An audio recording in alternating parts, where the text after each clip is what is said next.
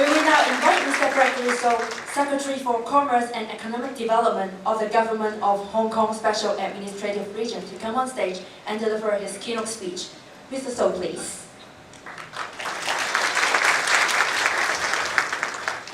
Honorable Ministers, distinguished guests, ladies and gentlemen, good morning. I'm indeed delighted to be here.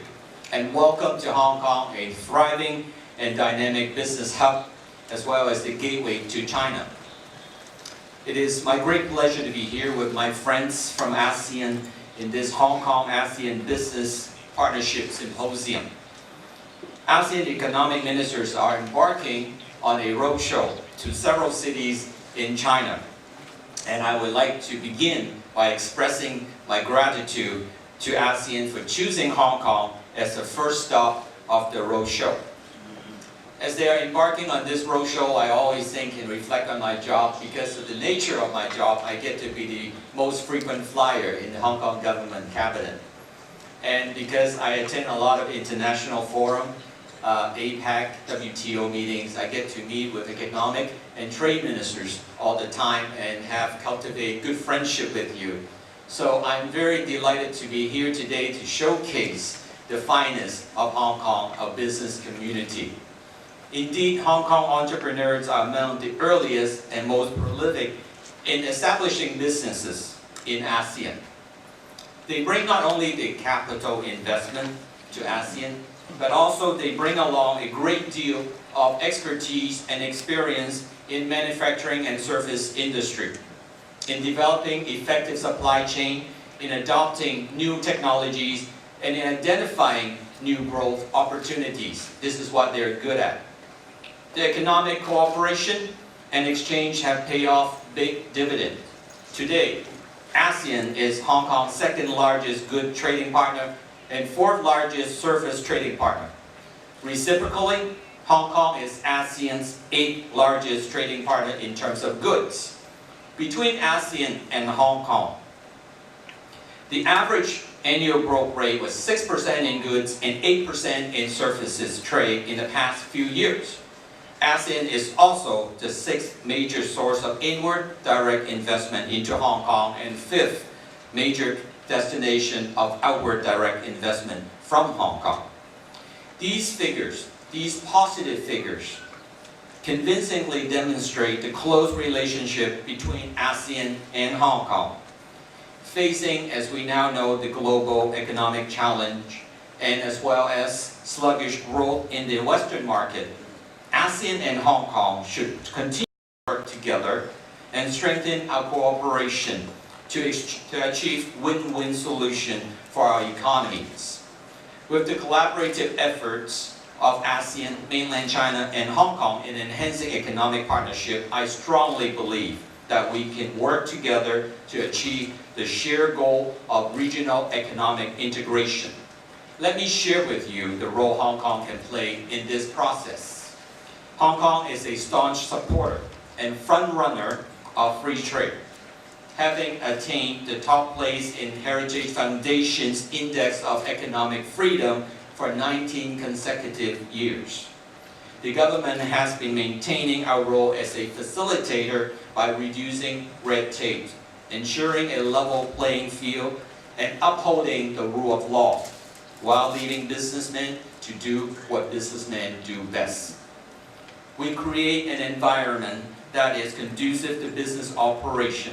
In addition to a low and simple tax regime, we also have an effective regulatory environment. And we make it efficient, making it easy for investors to set up businesses in Hong Kong. Hong Kong, as you know, is a duty-free port, and is a place that allows free trade and free flow of capital and information with a legal system underpinned by an independent judiciary. These are the fundamental and the cornerstone that uphold Hong Kong's position as an international business and financial center.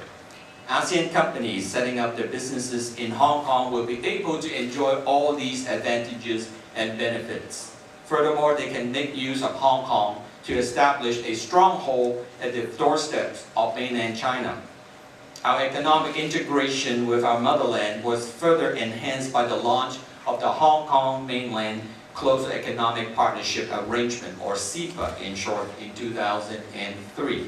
Under CEPA, all goods made in Hong Kong enjoy tariff-free access to the mainland, and Hong Kong Incorporated Company enjoys preferential treatment in accessing the surfaces area in China. It is a huge market. Each year, further liberalization has been extended through supplements, the latest one being Supplement 10, signed just earlier this year. Supplement 10 alone included an additional 73 surfaces liberalization and trade facilitation measures. CEPA can provide a unique and very excellent opportunity for ASEAN companies incorporated in Hong Kong to enjoy easier market access to the mainland. Hong Kong is therefore performing the role of a two-way bridge between mainland China and the outside world. With mainland's Go Global policy, mainland companies are encouraged to join hands with Hong Kong companies in pursuing overseas investment, and this is a very important objective.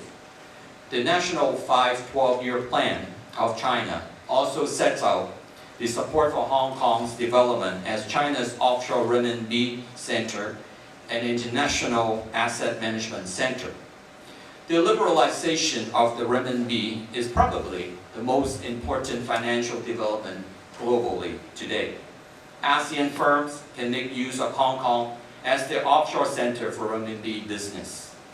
Hong Kong was also the first place outside mainland China to provide renminbi banking services in 2004, the first place to issue offshore renminbi bonds in 2007, and the first place to conduct offshore renminbi trade settlement in 2009, and being the most competitive offshore renminbi business center, we have the largest pool of renminbi capital outside of the mainland.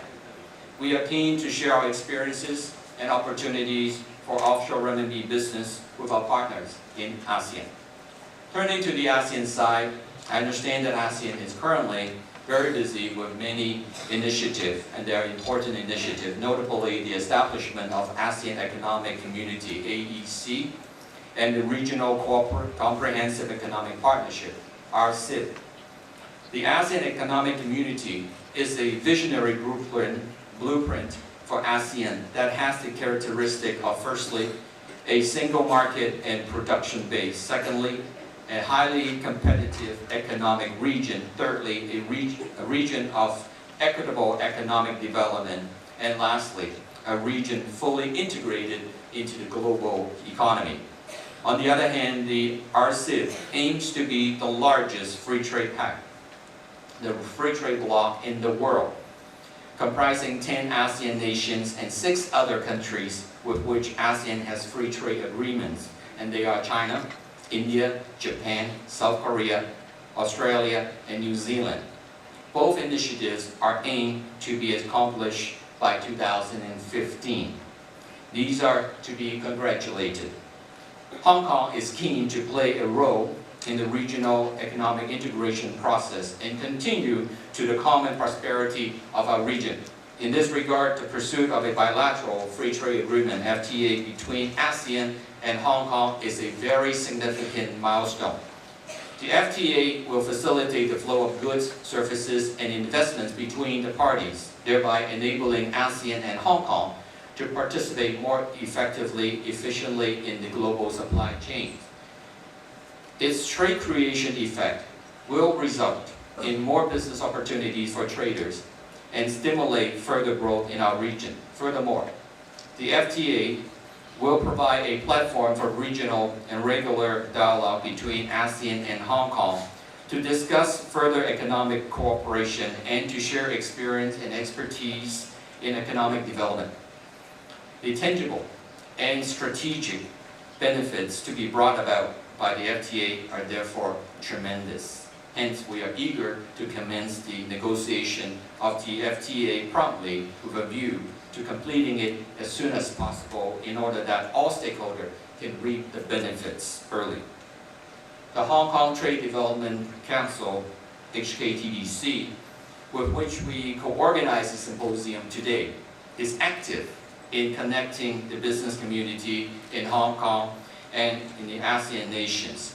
The HKTDC have been organizing, as Fred just indicated earlier, many trade fairs, exhibitions, and trade missions to ASEANs with themes ranging from manufacturing, trade and logistics services, infrastructural development, etc. This symposium can provide further insights for HKTDC on its future work.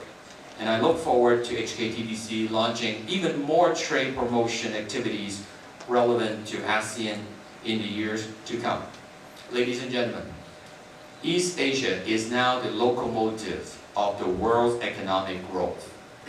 The symposium today provides not only a good chance for our ASEAN friends to explain to our business community the vast business and investment potentials in ASEAN, but also a platform for networking between our business community and the ASEAN counterparts to exploit opportunity and to explore collaboration.